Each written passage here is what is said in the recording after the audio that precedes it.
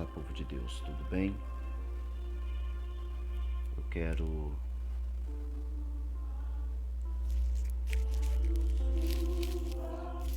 trazer para vocês aqui a sequência do estudo O Chamado, a parte 2. Pretendo passar esse conhecimento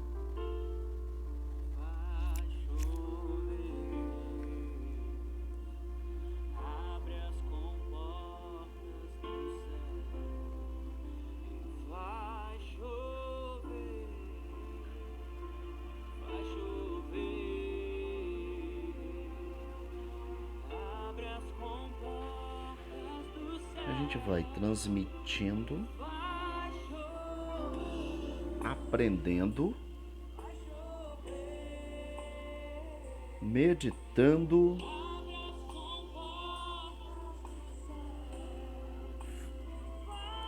cada dia, cada hora, cada instante a gente precisa perceber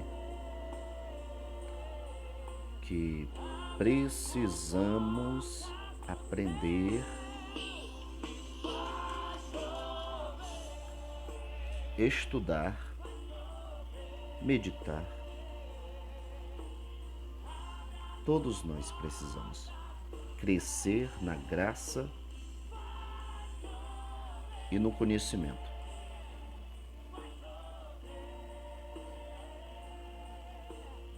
A gente vai passar para vocês aqui o restante das informações. Isso vai ser muito bom.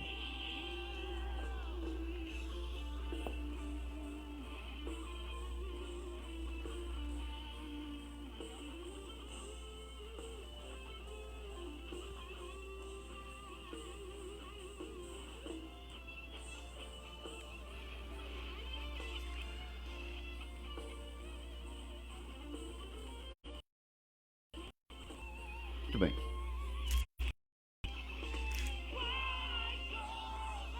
Então vamos continuar com o estudo.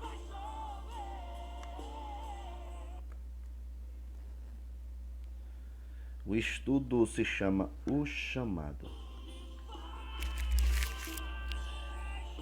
É bem provável que haja dois Messias para os últimos tempos. Um já veio e já se foi. Esse Messias chamava Jesus. Que tem dois Messias não, tá bom? É porque para cada tempo esses Messias se revelaram de uma forma, que no caso seria o mesmo. É o mesmo Messias, mas que viria de formas diferentes, em tempos diferentes, né? Haveria dois, um chamado de filho de José, que sofreu e foi rejeitado pelos seus, como José foi rejeitado pelos seus irmãos, e o outro como o filho de Davi, que virá para reinar com justiça. Porém, como sabemos, não existiram dois Messias, mas um só. E este, descrito pelos profetas em duas vidas diferentes, um sendo rejeitado pelo seu povo judeu, e quando ele voltar, voltará como rei que reina. João foi o último profeta hebreu do Antigo Testamento, pois, como seus antecedentes, ele também pregava arrependimento e conscientização que as pessoas deveriam voltar às suas alianças com Deus. Ele apontou o caminho para Jesus, reconhecendo como o Messias. Então ele passa a dizer: arrependei-vos, pois é chegado o reino de Deus. Se referindo, é claro, a Jesus, tá? Havia muita expectativa messiânica nessa época, porque o povo estava esperando um rei para libertar o povo da opressão romana. Muitas pessoas creram ser Jesus o Messias, porém, ele pregava um reino diferente do qual eles estavam esperando, tá? Eles estavam esperando um rei para libertá-los. Ele falava do reino que há dentro de nós, e antes que o reino físico pudesse ser estabelecido, as pessoas teriam que optar em estabelecer um reino espiritual. Vamos abrir a nossa Bíblia para meditar um pouco. Mateus capítulo 5, versículo 17 até ao 20. Não penseis que vim destruir a lei ou os profetas. Não vim destruir, mas cumprir. Porque em verdade vos digo que até o céu e a terra passe, de modo nenhum passará a lei, ou só um jota ou um tio, até que tudo seja cumprido. Qualquer, pois, que violar um destes mandamentos, por menor que seja, e assim ensinar aos homens, chamando o menor no reino dos céus, será chamado. Aquele, porém, que os cumprir e ensinar, será chamado de grande no reino dos céus. Pois eu vos digo que se a vossa justiça não exceder a dos escribas e fariseus, de modo nenhum entrareis no reino dos céus. E então, Jesus declara que não veio para abolir a Torá, não veio para abolir a lei, mas que veio para cumpri-la. Cumprir significa trazer o significado completo. Quem entende isso? Trazer significado para tudo aquilo que foi ensinado. Através da sua vida, de seus mandamentos, ele traz o significado completo do que seja a lei, do que seja a Torá, sendo assim a própria encarnação da Torá. Sempre foi isso e sempre será isso o motivo, a declaração, a intenção do Messias, é ensinar tudo o que está escrito, tá?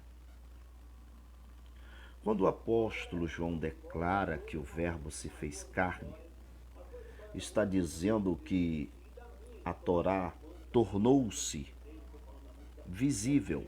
O que é a Torá? A lei se tornou visível para que todos pudessem ver. Jesus se deparou com o crescimento das tradições orais impostas pelos líderes religiosos, tornando assim um enfoque dos ensinamentos externo. Mas Jesus trouxe de volta o enfoque para o coração. Jesus ele cita o sexto mandamento da Torá, da palavra. O sexto mandamento, que é justamente não matarás. Porém, como muito mais peso, dizendo que se tivesse ódio em nosso coração, já cometemos assassinato. Olha só o quão perigoso ficou ainda mais, né? Tem pessoas que matam, roubam, praticam maldade. Mas vejam que se a gente odiar alguém, já cometemos no coração o assassinato. Vendo porque por este prisma, vemos que o mandamento de Yeshua, de Jesus, são mais difíceis de serem seguidos, já que o enfoque aqui é interno, é o coração. Então me digam, qual é a intenção de Cristo sobre a nossa vida? O coração. Jesus cita o 7º mandamento da Torá, da lei. Não adulterarás. Porém, com um enfoque interior, dizendo que quando se olha com cobiça no coração, no seu coração já adulterastes com ela. Então quer dizer que é só intenção. Então quer dizer que Jesus veio para mudar intenções.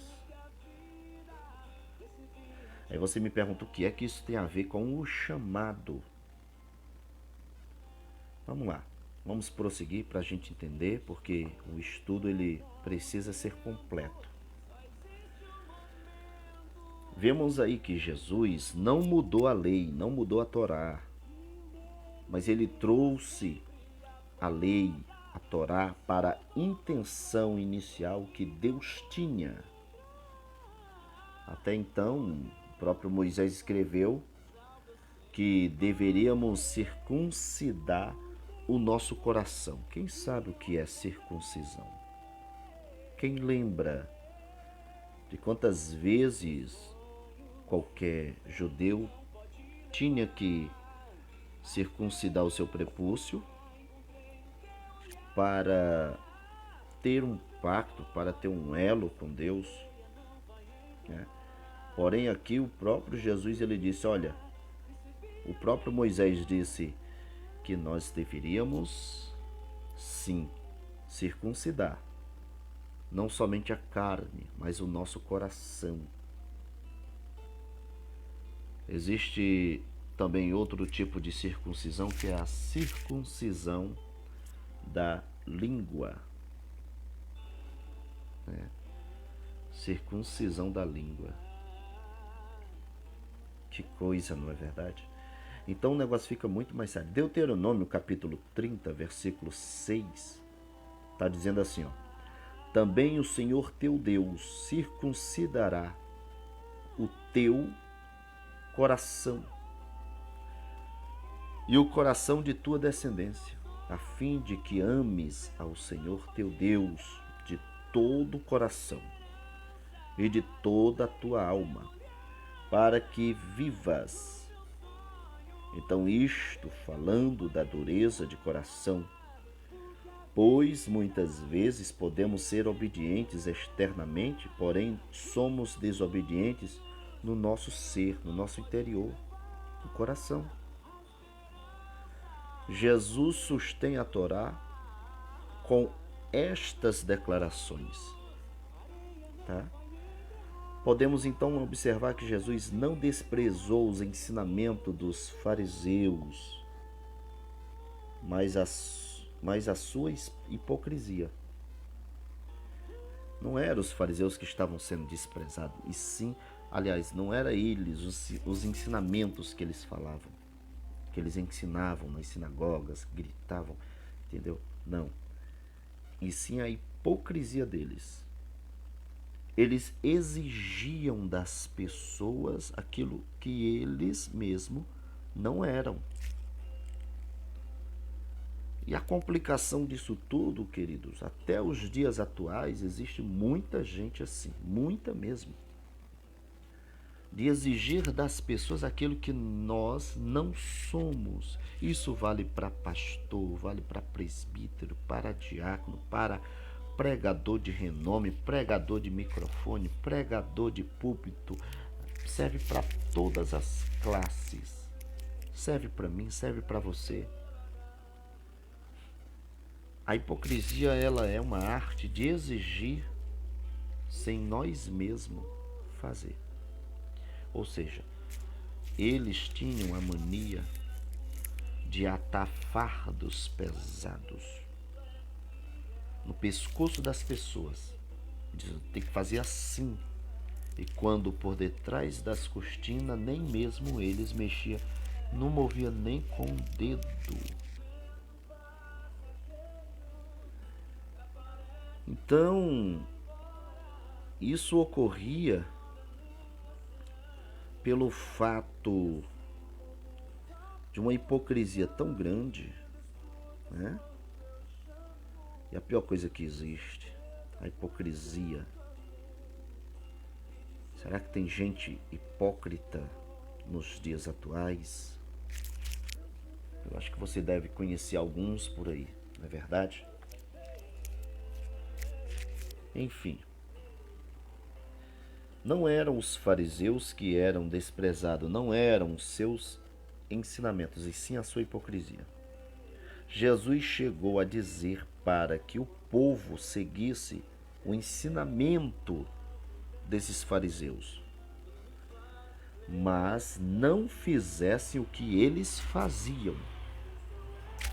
Porque, para falar na realidade, eles ensinavam certo. Eles falavam certo e ensinavam direitinho. Tá? Mas olha só, o que eles ensinavam era um bom, mas por causa da hipocrisia deles, eles mesmos não conseguiam cumprir. Aí ele disse: faça o que eles dizem, mas não façam o que eles fazem. A gente vê aqui então uma periculosidade grande, né? Um perigo grande de certas pessoas. Muitas vezes a pessoa está tão fantasiada de homem de Deus, de mulher de Deus, mas existe algo por trás daquilo. Dificilmente a gente vai ver pessoas de bem. E eu vou dizer, não é uma gravata que faz a diferença, não é um paletó, não é um se vestir bem, é o interior, é o coração, é a alma, é a intenção, é o desejo. Tá? Todas as nossas intenções são medidas, são pesadas por Deus. Isso ficou muito mais fácil através de Cristo, que veio pesar os pensamentos, as nossas intenções. E então, vamos continuar.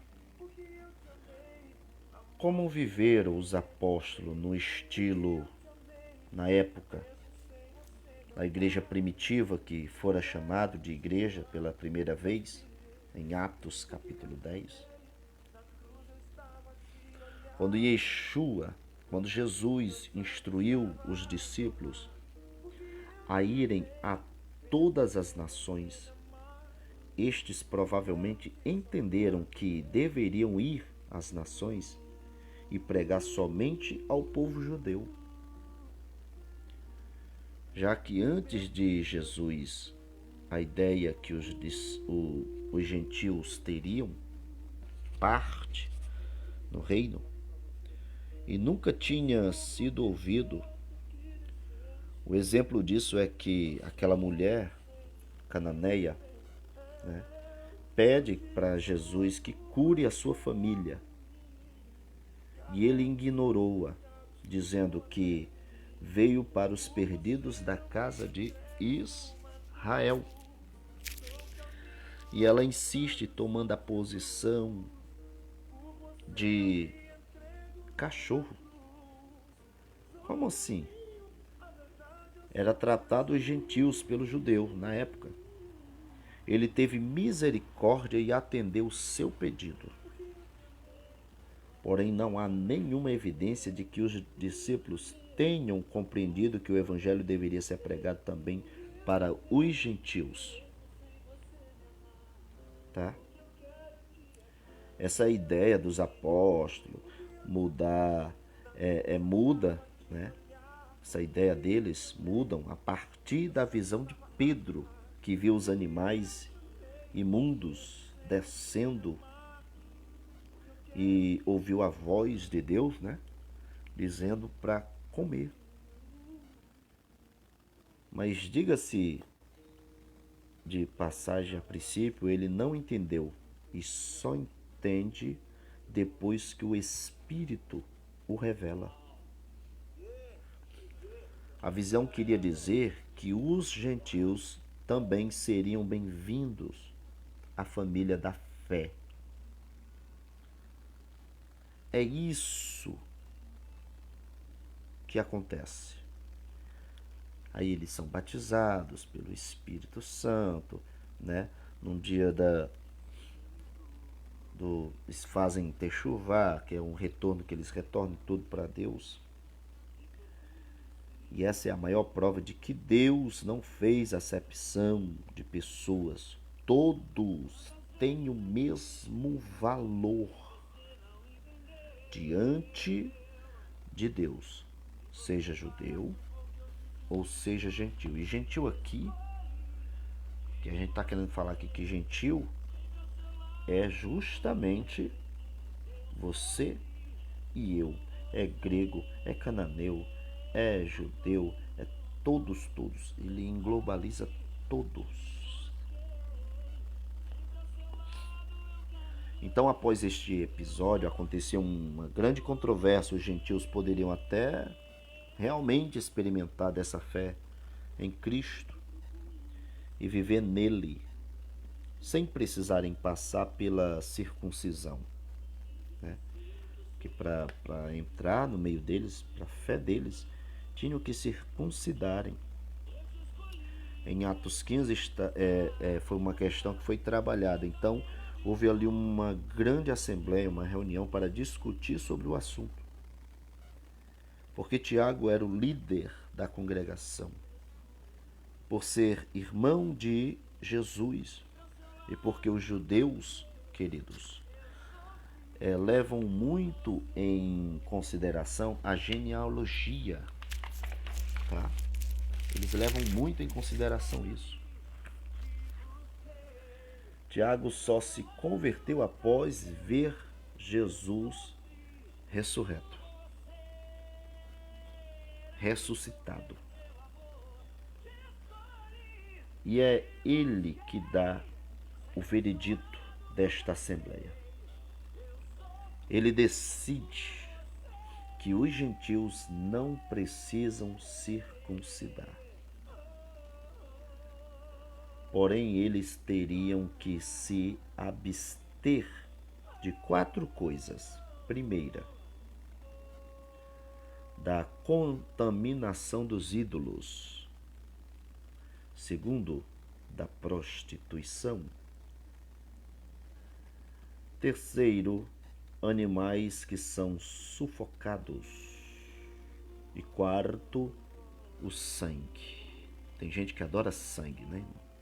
Uma galinha cabidela. Né? Pois é. Então, e essas restrições aí, ó, fazem parte das leis noéticas, tá? Elas foram desenvolvidas pelo rabino, né?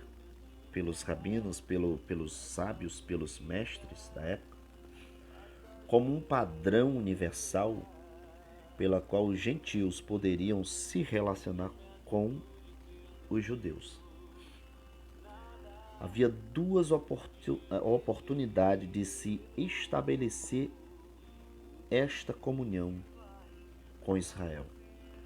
Uma oportunidade era aos que eram temente a Deus. Vamos dar aqui alguns exemplos. Quem lembra de Cornélio? O italiano, né? Aquele lá que chamou Pedro Eles não precisavam ser circuncidados.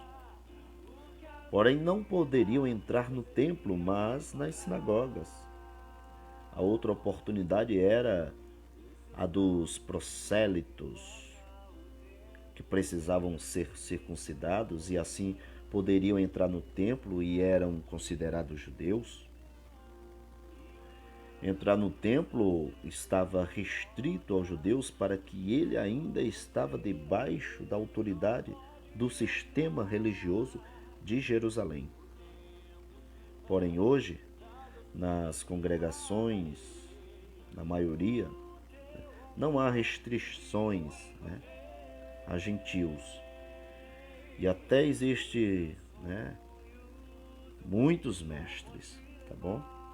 Em Atos 21, nós vemos o seguinte, que todos os seguidores de Jesus permaneceram vivendo no estilo da vida instruída por Paulo, tá? Quando ele chegou nas cidades em que ele ia, sempre aos sábados ele ia à sinagoga para pregar a judeus e também a gentios, prosélitos. E o principal objetivo de suas visitas às sinagogas, tá, era pregar para os irmãos judeus, pois, como sabemos, Jesus veio primeiro para os judeus e assim o fez, conforme podemos ver em Romanos capítulo 1, versículo 16, Romanos 9, versículo 1 e até ao 4, Romanos 10, do 1, certo? Romanos 11, do 1 ao 5. Mesmo tendo um chamado para levar a palavra aos gentios, ele entendia que a prioridade do reino era que o evangelho fosse pregado primeiro para os judeus. Mas por quê? Porque os judeus, eles eram, como a gente estava falando logo de início, e receberam a autoridade, a autonomia, o reconhecimento de serem sacerdócio santo. Tá certo? Sacerdócio santo.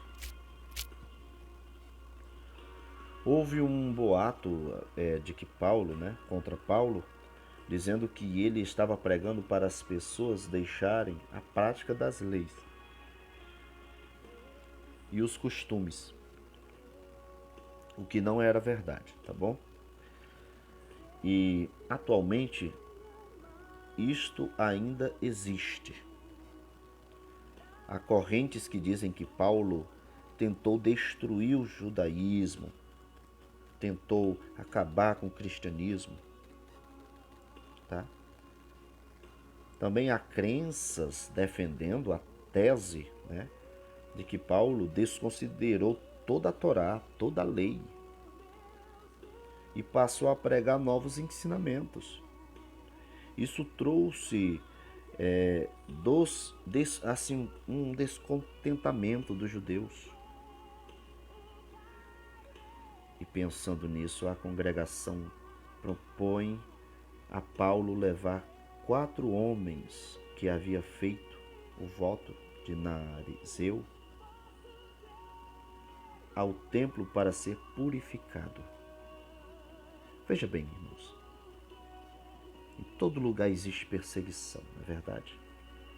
Ele teve que levar mais pessoas com ele, que é para saber realmente se Paulo estava pregando contra, os ensinamentos da palavra. Mas isso não era verdade. O voto de Nazireu.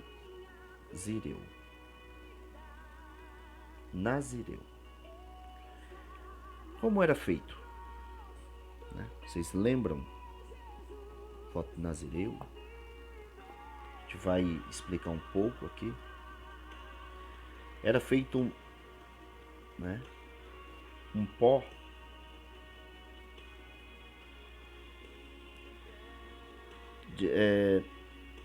vamos prosseguir. O voto de Nazireu era feito por um tempo mínimo de 30 dias.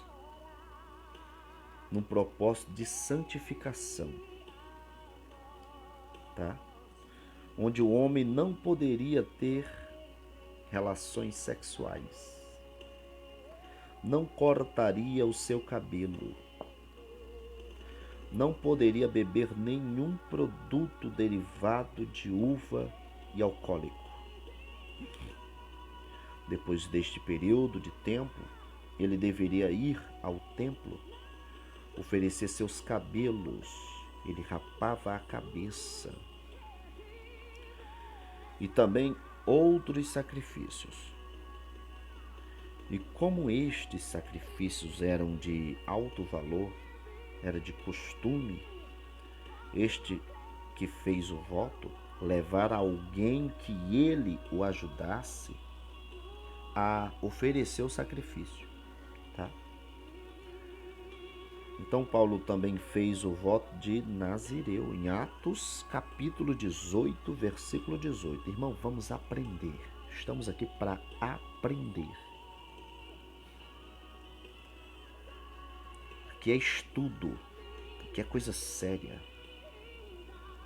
Então foi propósito que Paulo fosse juntamente com estes homens e pagar pelos sacrifícios, e assim o povo veria que tudo o que diziam era um boato, que Paulo continuava judeu e não pregava contra Moisés. Era isso. Se vocês quiserem constatar, aprender, então vai só anotando aí Atos 16, versículo 3, né? Atos 18, versículo 18, Atos 20, versículo 16, Atos 21, 17, o versículo 22, 3, o 12, certo? O 23 e assim por diante. Como é bom.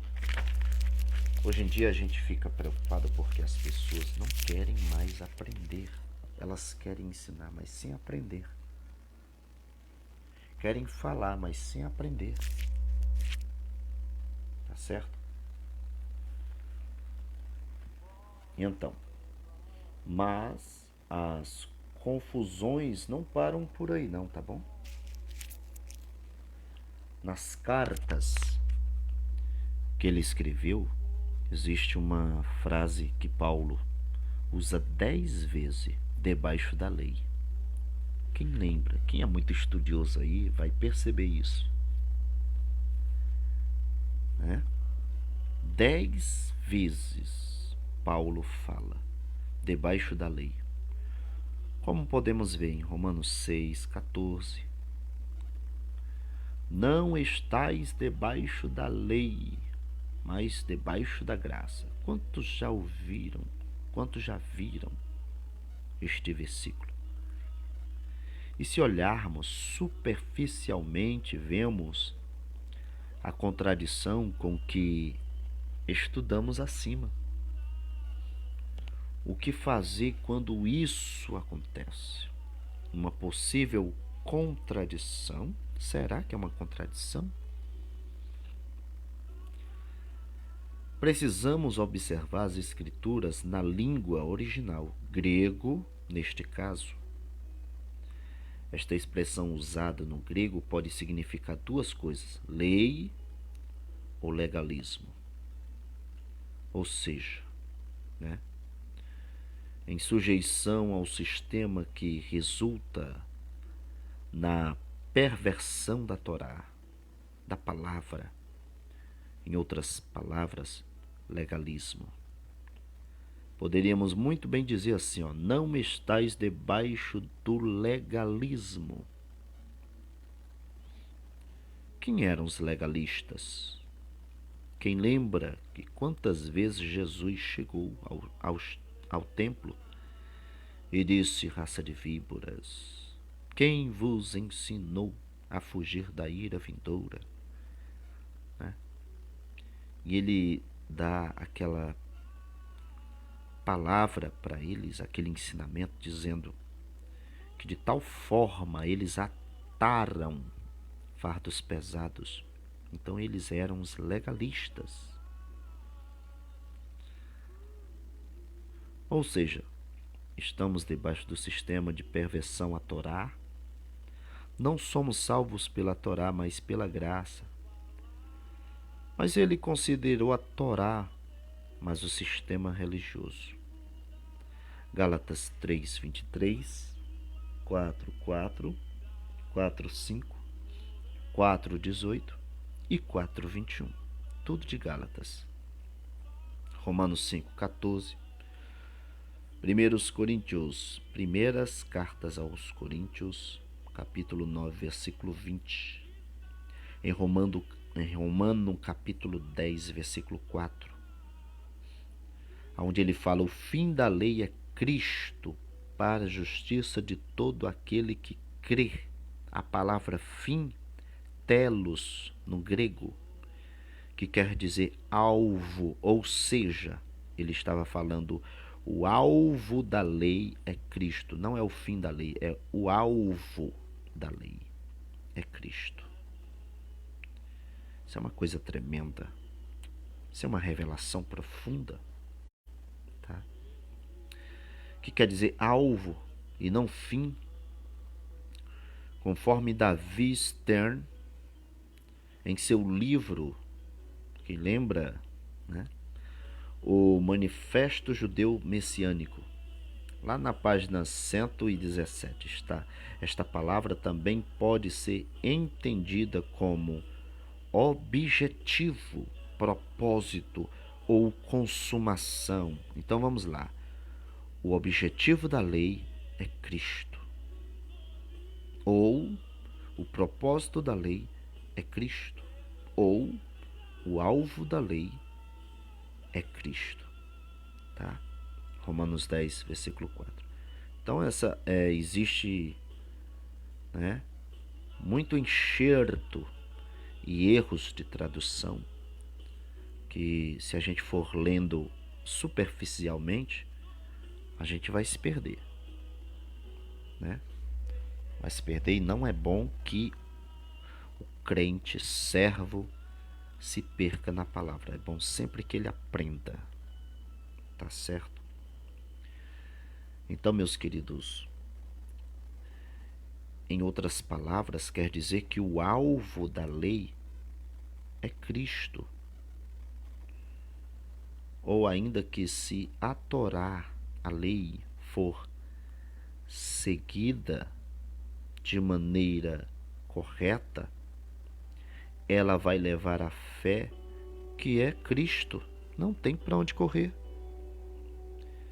Israel cumpriu a lei de forma legalista e assim acabaram cometendo atos de injustiça, como nós vemos até hoje.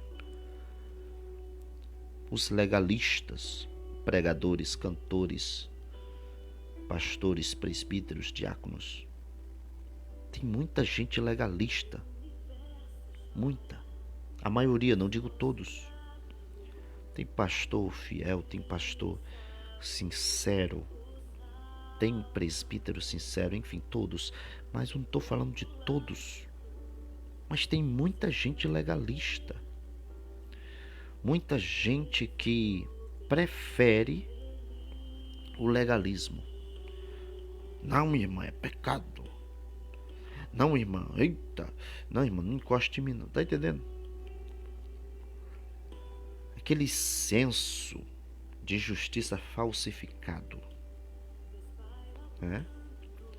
E assim eles acabaram cometendo atos de injustiça ao invés de fé em Cristo. Tudo isso aponta para Cristo, que cumpriu a Torá, que cumpriu a lei e não a aboliu. Jamais. A igreja se encontra fraca hoje, debilitada e pobre espiritualmente, e isso deve a um evangelho fácil. Que evangelho é esse que muitos estão pregando?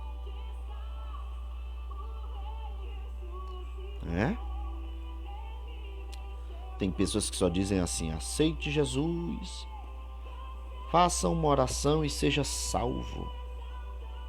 e seus problemas não mais existirão. E isso não é verdade, tá? Depende de nós mudarmos esses pensamentos da igreja, que muitos chamam de igreja. A começar por nós mesmos, nossa família, influenciando aqueles que podemos, tá? Então eu quero ficar por aqui, quero agradecer a todos. Vai compartilhando esse estudo, esse ensinamento. E se o Eterno permitir, estaremos aqui trazendo mais estudo, que vai ser a parte 3, tá bom? Que o Eterno vos abençoe. Shalom, shalom, shalom.